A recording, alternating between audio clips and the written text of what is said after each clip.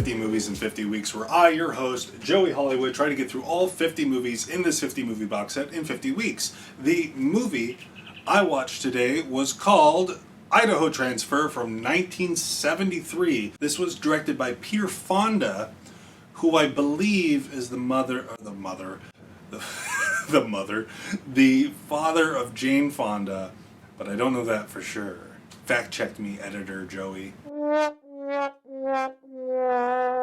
If I'm wrong, put a big wrong thing in front of my face. First and foremost, this is probably the best looking movie on the box set. It's not like HD or anything, but this is probably the best print I've seen so far across these first 5 or so discs that we've covered. Pretty good looking movie.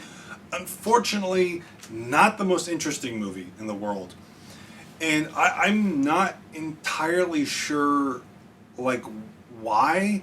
This movie is about 70, 80 minutes. So pretty short for a movie. But the problem is, I feel like it needed to be like a 30-minute short because I don't feel like there was enough content going on.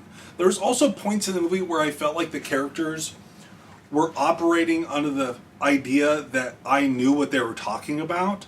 So they'd be talking about something and I'd feel so lost. And then I felt like they establish it later. And this is a problem that stretches through the entire film. The last shot of the movie, which, you know what, before I even get into the plot, I'm gonna say what happens. So the ending of the movie, they pick up one of our main characters, throw her in a trunk, and they go, what happened? And there's a little kid in the back of the truck, and the little kid goes, what happens if we run out of them? And it's like, we'll find something else. And the little kid goes, well, will we have to use ourselves? And then the movie ends. And I go, what does that mean? Are they eating these people? Are they using them for energy? Your guess is as good as mine.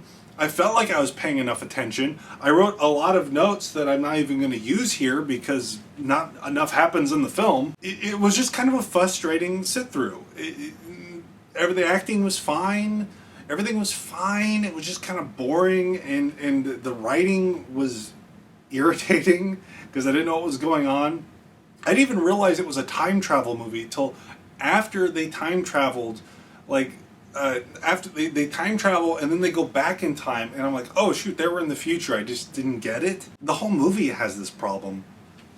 But the main plot of the film is that people are traveling to the future and everyone's dead in the future. They're either dead or they're mentally challenged. They're trying to set up a base in the future so they can bypass nuclear holocaust or whatever, so they can restart civilization. But when they go through the time travel machine, it makes them sterile, and it's very odd.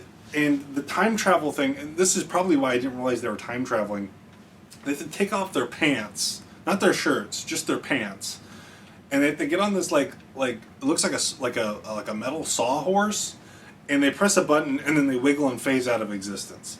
And when I say it's cheap, it looks like this. Here, I'll edit it, and this is what it looks like.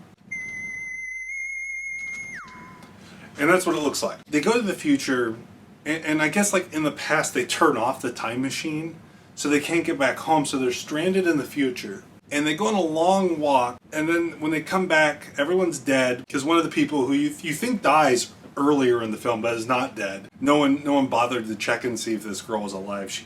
Everyone just assumes she's dead. They don't even touch her.